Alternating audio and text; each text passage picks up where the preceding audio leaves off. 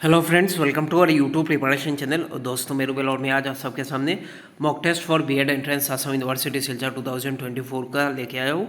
सो आप लोग पूरा वीडियो एंड तक देखना और ये थोड़ा लंबा वीडियो होगा। सो बहुत सारे स्टूडेंट मुझे बोल रहे थे कि थोड़ा सा लॉन्ग वीडियो बनाऊँ, तो उनके रिक्वेस्ट पे आज ये वीडियो बना रहा हूँ। सो आप लोग लास्ट मिनट रिविजन के हिसाब से ये सब पूरा देखना एंड तक। सो देखो, first question is question number 1 for dash experimentation the standard procedure to know the truth. Options are public administration, geography या आर्चियोलॉजी या ऑप्शन डी साइंस। इसका जो राइट आंसर होगा वो है ऑप्शन सी यानी ऑप्शन डी यानी साइंस। फॉर साइंस एक्सपेरिमेंटेशन, जो साइंस पे तो एक्सपेरिमेंटेशन बहुत ज़्यादा इंपॉर्टेंट होता है। कॉज और इफेक्ट वो निकालते हैं, तो इस पर वैलिड होगा या कह सकते रिलायबल होगा। तो option D is the correct answer. Question number 2, which of the following is Doordarshan's education television channel. Option are Gurukul, Gyan Bharati, ज्ञान दर्शन या ऑप्शन डी विद्या। इसका राइट आंसर होगा देखो ऑप्शन सी यानी Gyan Darshan. Question number 3, cause and effect relationships are studied by dash studies. Option are clinical, comparative, developmental या option D experimental.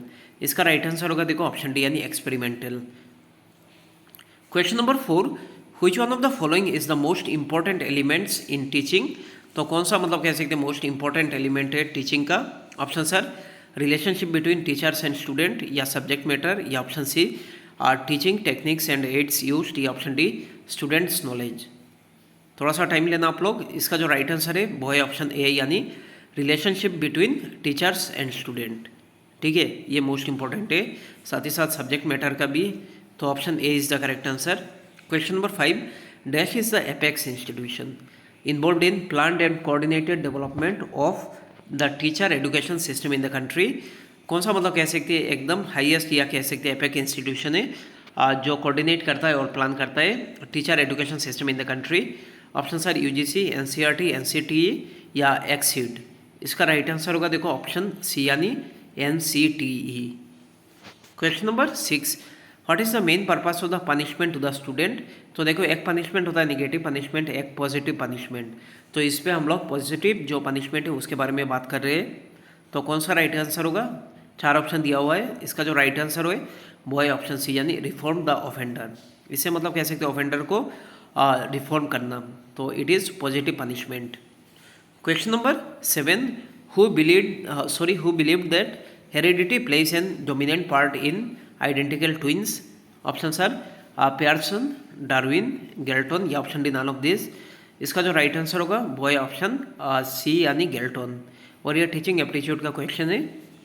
Question number 8, the unique interaction of dash and dash can result in different paths and outcomes of development.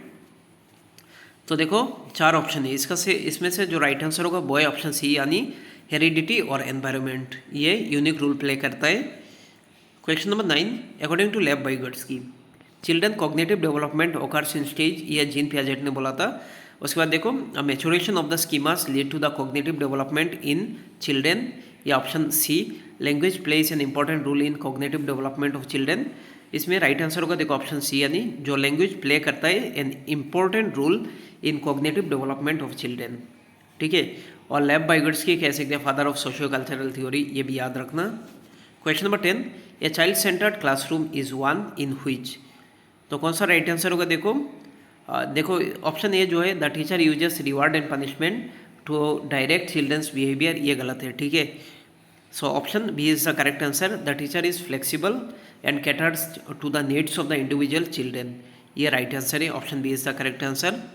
Question number 11, according to which theorist cultural tools place an important role in cognitive development of children. तो cultural tool या कह सकते हैं socio cultural जो है cultural tool वो important role play करता है चिल्ड्रन के डेवलपमेंट पे। तो 4 ऑप्शन दिया गया, इसमें से राइट आंसर होगा देखो ऑप्शन सी यानी Lev Vygotsky. Question number 12, an effective classroom strategy to reduce gender stereotyping and broadening the development possibilities for all sexes.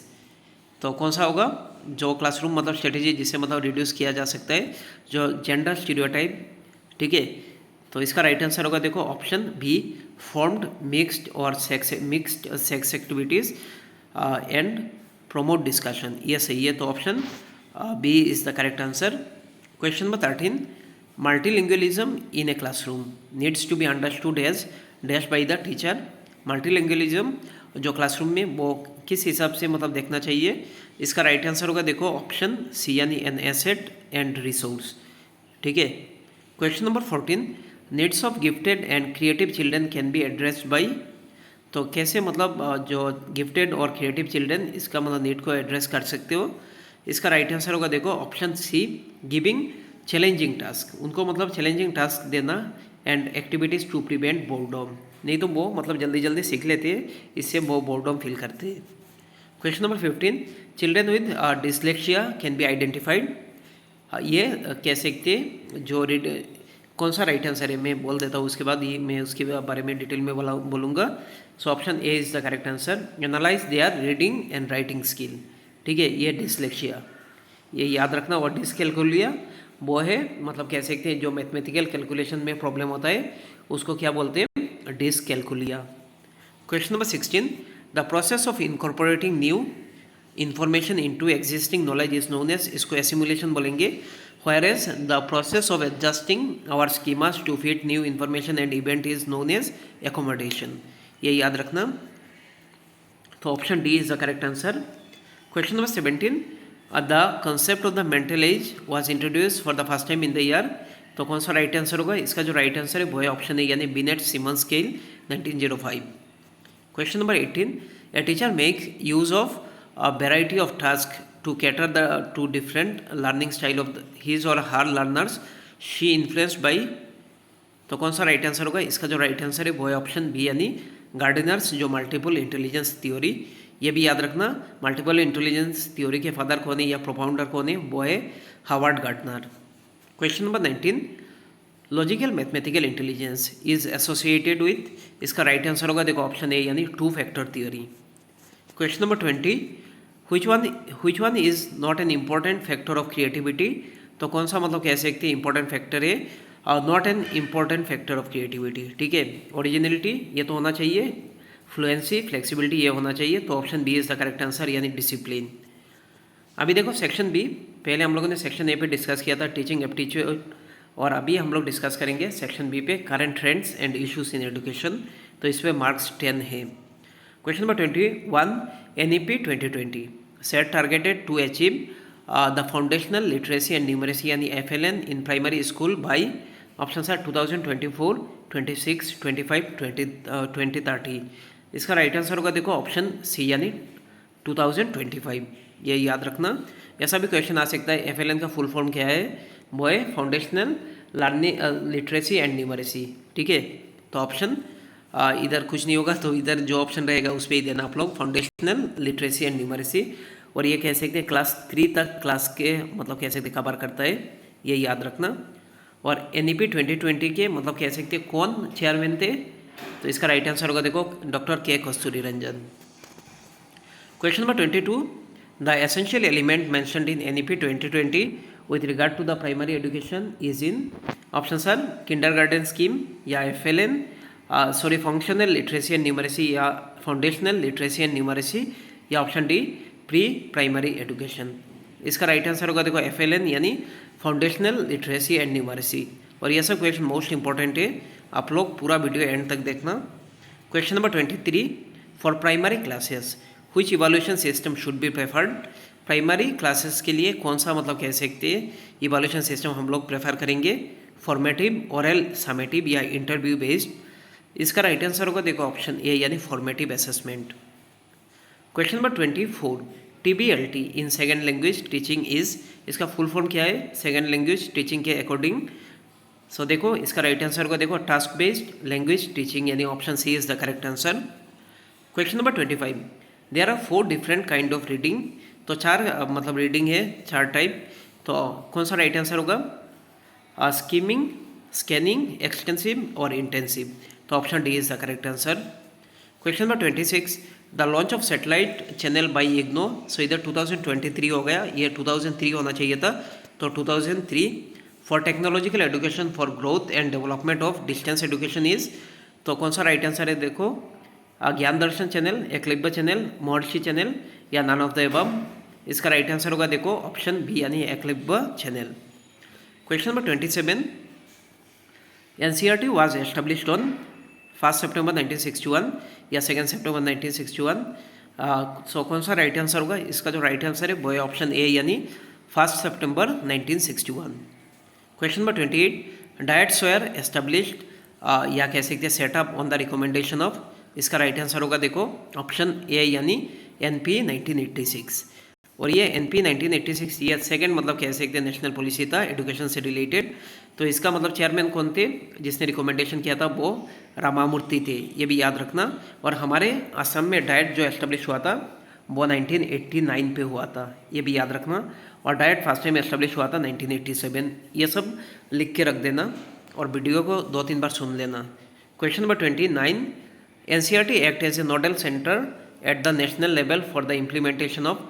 NCERT मतलब कह सकते हैं नोडल सेंटर है नेशनल लेवल पे किस चीज़ को इम्प्लीमेंटेशन करने के लिए। इसका राइट आंसर होगा देखो RTA यानी the right of children to free and compulsory education act 2009। Question number 30, the full form of NPEGEL। So कौन सा राइट आंसर होगा? NPEGEL। सो इसका राइट आंसर होगा देखो ऑप्शन ए यानी national programme for educational of girls at elementary level, ये याद रखना। तो option A is the correct answer. और ये कौन से साल पे लॉन्च हुआ था? ये 2003 पे, ये भी याद रखना। क्वेश्चन नंबर देखो 31 और ये जनरल इंग्लिश का क्वेश्चन है। इस पे नंबर ऑफ क्वेश्चन कितना है? 10। The cake tasted dust sweet that I could not finish it so such very too. इसका राइट आंसर होगा देखो ऑप्शन डी यानी 2। The cake tasted too sweet that I could not finish it. Question number 32, a government by divine guidance is called. जो government कह सकते हैं divine जो guidance से चलता है उसको क्या बोलते हैं? इसका राइट आंसर होगा देखो ऑप्शन ए यानी थियोक्रेसी। सो 4 ऑप्शन में से जो राइट आंसर होगा वो है ऑप्शन ए यानी theocracy. Question number 33, someone living one's country is called refugee, a nomadic man, an immigrant या an immigrant.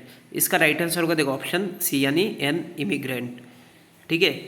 Question number 34, no sooner did nurse enter the house then patient died. कौन सा right answer होगा देखो A, B, C या D।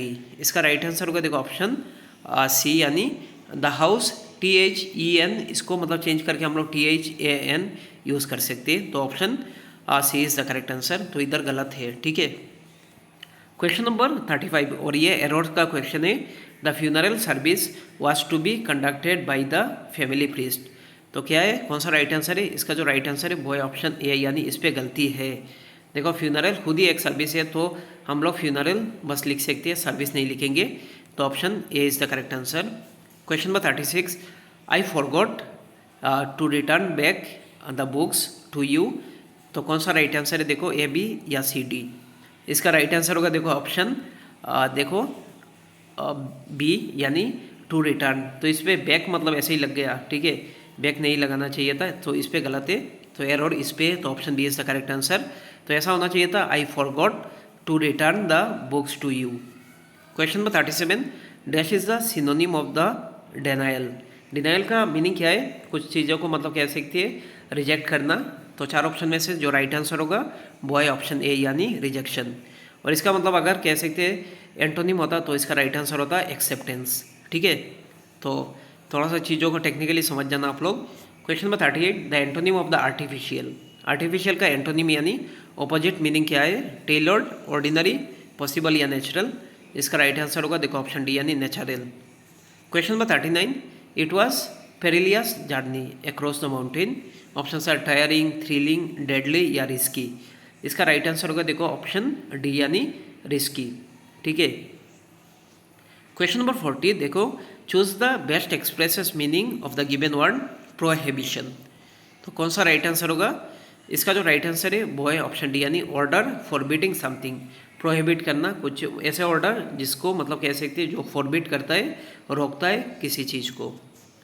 अभी देखो general knowledge section D पे number of question इस पे कितना है? 10 और मार्क्स कितना है? इस पे भी 10 mark. Question number 41, which district is known as the tea city of India. कौन से डिस्ट्रिक्ट को टी सिटी ऑफ इंडिया के नाम से जाना जाता है? डिब्रूगढ़, तिनसुकिया, गोलाघाट या जोरहाट। इसका राइट आंसर होगा देखो ऑप्शन ए यानी Dibrugarh. Question number 42, which community is the largest scheduled tribe यानी एसटी इन असम? बोड़ो, कार्बी, मिसिंग या डिमासा। इसका राइट आंसर होगा देखो ऑप्शन ए यानी Bodo. Question number 43, in which district is the Kaziranga national park located? और ये मतलब कह सकते हैं असम का सबसे लार्जेस्ट नेशनल पार्क है काजीरंगा नेशनल पार्क, और असम में 7 नेशनल पार्क है, ठीक है। और सबसे छोटा है ओरांग नेशनल पार्क। तो कौन सा राइट आंसर होगा देखो, कामरूप मेट्रोपॉलिटन, गोलाघाट, नौगांव या डिब्रूगढ़। इसका राइट आंसर होगा देखो ऑप्शन बी यानी Golaghat. Question number 44, who is the first literary pensioner of the T tribe? तो टी ट्राइब के मतलब कह सकते कौन फर्स्ट लिटरेरी पेंशनर थे या कह सकते हैं? इसका राइट आंसर होगा देखो ऑप्शन डी यानी मेघराज कर्मकार। और ये सब क्वेश्चन मोस्ट इंपॉर्टेंट क्वेश्चन है, थोड़ा सा टाइम देके पूरा वीडियो देखना, 2-3 बार देख लेना। Question number 45, world brain tumour day is observed on 7 जून, 8 जून, 9 जून या 10 जून। तो ये आपके लिए टास्क है, ठीक है। 1 या 2 में टास्क दूंगा, वो आप लोग करना और कमेंट सेक्शन में बताना ताकि आपका भी एंगेजमेंट हो। Question number 46, what is the blood donors day 2024 theme? तो A save blood for all या blood connect us all, save blood, save lifes या option D none of the above. तो 14 जून को मतलब कह सकते हैं वर्ल्ड ब्लड डोनर डे मनाया जाता है। तो ये इसका मतलब इस बार का थीम था 20 ईयर्स, ठीक है। तो 20 ईयर्स जो सेलिब्रेशन है वो इस बार का थीम था। ये 2004 पे एस्टेब्लिश किया था, फर्स्ट टाइम मतलब सेलिब्रेट किया गया था वर्ल्ड ब्लड डोनर डे, और इसका मतलब कह सकते हैं 20 ईयर्स हो गया। तो बस ये याद रखना, ठीक है। और इसके कब मनाया जाता है? ये 14 जून। Question number 48, which Indian city is to play host to the moto GP Bharat race? So 4 option है देखो, ग्रेटर नोएडा, पुणे या मैसूरू या पंजिम। इसका राइट आंसर होगा देखो ऑप्शन ए यानी ग्रेटर नोएडा, ठीक है। Question number 49, which country will host mains junior hockey world cup in 2025? So junior hockey कह सकते हैं जो वर्ल्ड कप होगा नेक्स्ट ईयर, वो कौन सा कंट्री होस्ट कर रहा है? जर्मनी, फ्रांस, इंडिया या मलेशिया। इसका राइट आंसर होगा देखो ऑप्शन सी यानी इंडिया। और आज का जो लास्ट क्वेश्चन है, कीर्तन घोषा वाज रिटन बाई यानी 50 नंबर क्वेश्चन, शंकरदेव, माधवदेव, राम सरस्वती या ऑप्शन डी माधव कंदली। इसका राइट आंसर होगा देखो ऑप्शन ए यानी शंकरदेव, ये याद रखना। और नाम घोषा किसने लिखा था? वो माधवदेव उन्होंने लिखा था। सो आज के लिए इतना ही, थोड़ा सा लंबा वीडियो है, आप लोग पूरा वीडियो एंड तक देखना और इस चैनल को सब्सक्राइब कर लेना और इस वीडियो को ज़्यादा से ज़्यादा शेयर करो। Thank you so much.